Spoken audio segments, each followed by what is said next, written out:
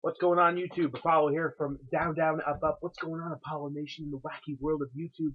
It is my part 2 video of the Wrestlemania Aftermath. This time, I'm going to be discussing Monday Night Raw, the craziest night of the year for WWE fans. And, oh, jeez, man, what the heck?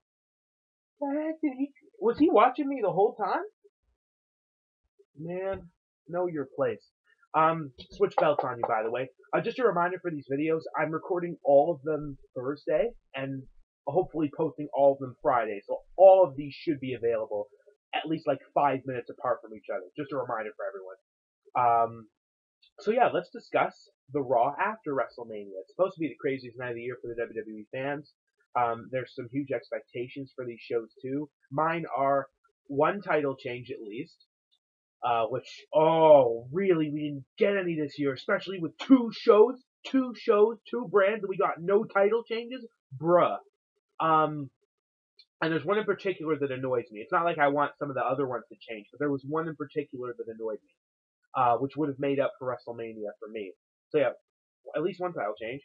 Returns, heel turns, face turns, and fans going nuts, which was Beach Ball Mania. Yeah, I can't complain. I like seeing the fans do nutty things like that. It's fun. It's fun for me, my opinion. So let's kick it off for Raw. So we opened with at least 2 minutes straight of Undertaker chants, which turned into Roman sucks chants. That's when I got a little bit teary. Like when the realization set in, it was like, oh man, he's gone. He's gone. And you want to know what's sad? And you may think like, oh, this guy's a jerk just for saying this, but this is just a prediction. I don't think they're going to induct Taker next year. No, I don't think they're going to do it right away, and that would really tick me off. But I'm just predicting that. I don't think they're going to induct him early.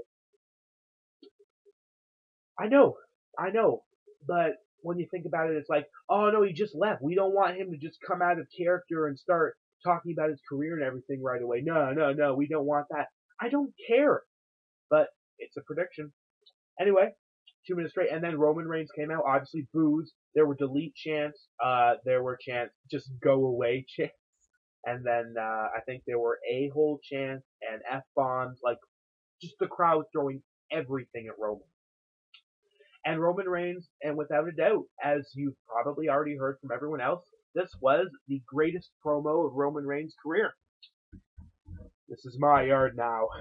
Drop the mic and left. That's all he needs to do. Yeah, that's all he needs to do. I had nothing against it. I thought it was hilarious. Oh, man, that was funny.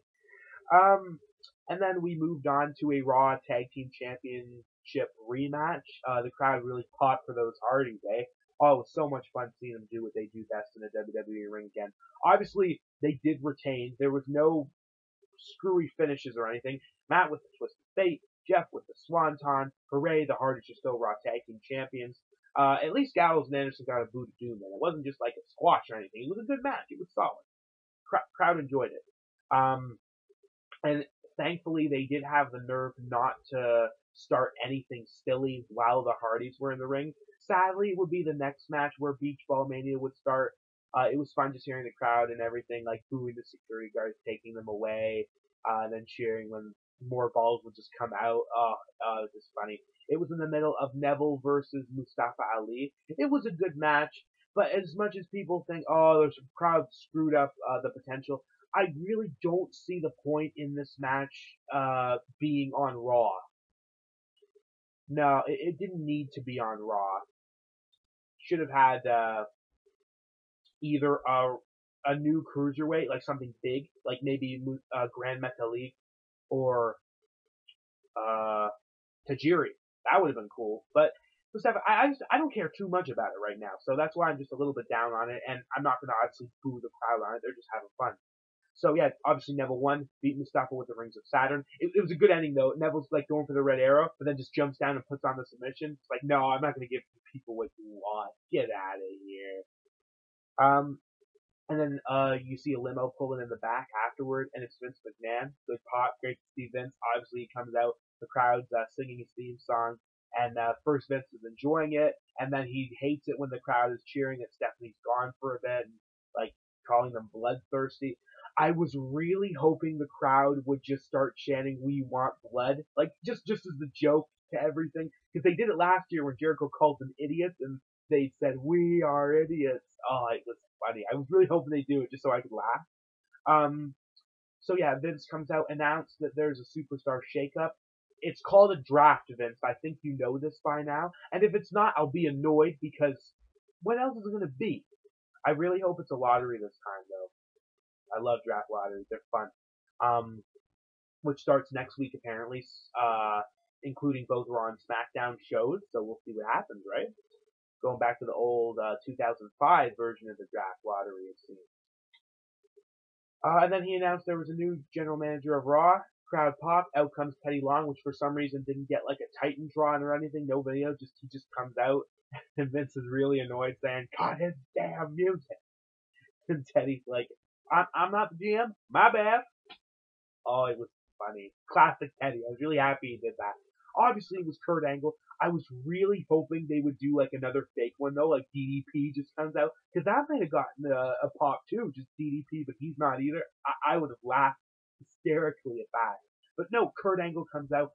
Oh, thank you, Kurt. Thank you. I'm looking forward to seeing you compete at SummerSlam. If it's not SummerSlam, then Survivor Series or whatever it's going to be. We'll see. Should be SummerSlam though, in my opinion, because that was the pay-per-view that would have been next for Kurt if he had stayed with WWE in 2006, because he did Vengeance. Great American Bash was a SmackDown pay-per-view. He was with ECW and Raw, like with rivalries and everything. So yeah, SummerSlam's appropriate this year for whoever he's going to wrestle. And if I had to predict somebody for Kurt Angle, oh, this is hard. Oh, this is hard. Because I really want to just predict somebody right now. And now that there's going to be a draft, it could be somebody on SmackDown too.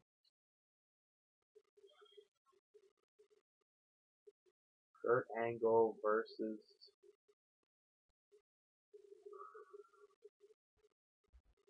You know what? I really wouldn't mind seeing him and Triple H do the drafts again. Or Seth Rollins. Or if for some reason, if you want to do like a Sami Zayn heel turn involving Kurt, I don't know. There's just so many options. But that's just my take on it. Maybe one of those three. Or just maybe somebody from SmackDown. If it's AJ, the crowd's giving us way too much, but that's a good thing. Ooh, Kurt and AJ killing it again. I'm looking forward to that if they're going to do that. Anyway, yeah, Kurt Angle's a new Raw GM. He later had some great segments with some of the superstars, including Enzo and Cass, where Enzo and Cass just won a match. They did get a number one contender match for the Tag Team Championship. We'll get to that later. And obviously they spell soft, S-A-W-F-T, soft, and afterward Kurt's just like, that's not how to spell soft. Oh, it was funny. Oh, classic Kurt Angle. I'm going to be enjoying these next few weeks, and hopefully months, of one of the greatest wrestlers and one of the greatest comedians of wrestling ever. Kurt, you're great. And then we moved on to, once the New Day came out, I knew it was going to be an open challenge. And I waited. Say yeah. The Revival are on Raw. I know a lot of people wanted them on SmackDown. They might still go to SmackDown. It's a draft, right? We'll see what happens. But for now, I'm honestly just happy they're on the main roster. I'm really glad Xavier Woods was in the match too, because that was a great ending. Going for the honor roll, I think, like where Woods does his somersault and jumps for the clothesline, but they caught him in the Shatter Machine, and obviously the Revival won. And as true heels, they did their whole legs, like breaking Kofi Kingston's leg after the match too. He didn't compete in the match, so they went right for him. Where one of them holds the leg in the ring, the other drops from the top rope. So Kofi might be selling an injured leg for a bit. See how that goes. It's good. The Revival are on Raw. I'm really happy about that. And then next there was the 6 women tag team match. Seemed like it was just filler. I knew Emma was going to be in the match once I heard it was announced as 6 women. I was really annoyed she came out first though, because it was a good pop. But the faces did win. I believe Sasha made Charlotte tap out. I think that was the ending, and it didn't do didn't do anything for me. It was like, oh, there's no Sasha heel turn, nothing like that. Nia kind of turned face, I guess, just pushing Charlotte after the match. And was like, oh, I don't want any of that. Just rolled out of the ring. But it didn't really do much for me. Not much storytelling in that. So it seemed like, oh, let's just give them something to do. Basically, what they did to AJ Lee in her last match after on Raw after WrestleMania 31. And now we had a small segment backstage with Kurt Angle, Sami Zayn, who was just trying to get on Kurt's good side, basically, and Kurt really gave him a good compliment, saying he has the 3 eyes. And then Jinder Mahal still trying to make him somewhat relevant. He just put them in a match for later tonight. Yeah, not much to say about that. And then Brock Lesnar comes out. I love it when Heyman talks. It went on for a little bit long there. I have my expectations about Brock the night after Mania now, though, just because of what happened after 31. But I guess that's because Brock was really ticked that his championship was stolen from him by Seth. So, Brock hasn't talked in a long time on WWE TV. I'm waiting for him to grab the mic and talk. Was the last time to Heath Slater, am I right, like on WWE TV with a microphone, was the last time Brock Lesnar spoke on a microphone on purpose to Heath Slater, saying, I don't give a about your kids? Because that's sad. That's pretty sad. Anyway, Brock looking for a new challenger. Braun Strowman came out, so it seems like those two hopefully can go to Payback. If Brock's going to be a part-timer again with this, I'll be annoyed, but at least I have Orton's championship on SmackDown to be like, oh, well, that's a world championship. I'll just enjoy that, even if it is around Orton instead of Bray, which I'm not too annoyed by that anymore. I was only annoyed at WrestleMania alone, but still. So yeah, hopefully it's Braun and Brock at Payback. But one thing that annoyed me, Braun, you're basically turning into a chicken. I'm not going to say what you guys want me to say after chicken, but yeah, just a chicken. Like, Brock calls him to fight, Strowman just leaves. Okay, Braun, way to make you look like you're a monster. Just run away. So that was that segment. And I called this right when I saw it. Like, right when I saw Jericho come on the screen. Oh, you're getting attacked, aren't you? Because the main event of the show would have been Jericho Rollins versus Joe and Owens. Oh, it's Samoa Joe. You don't remember him? That's because he wasn't at WrestleMania, because we didn't put Samoa Joe at WrestleMania. So Jericho did a great promo, putting Owens' finger on the list and talking about Beach Ball Mania and everything. And Joe and Owens attacked him, put him through a table, basically what Kevin did to Sammy last year, forcing Sammy to miss his match. So yeah, Jericho, he was in the training room. Kurt told Seth to get to find you a new partner. End of that. Come back to that in the main event. Next was Sheamus and Cesaro versus Enzo and Cass. Oh, da-da-da-da-da-da. Sheamus and Cesaro. Da-da-da-da-da-da. However the chant went. Sorry if I'm not getting it right.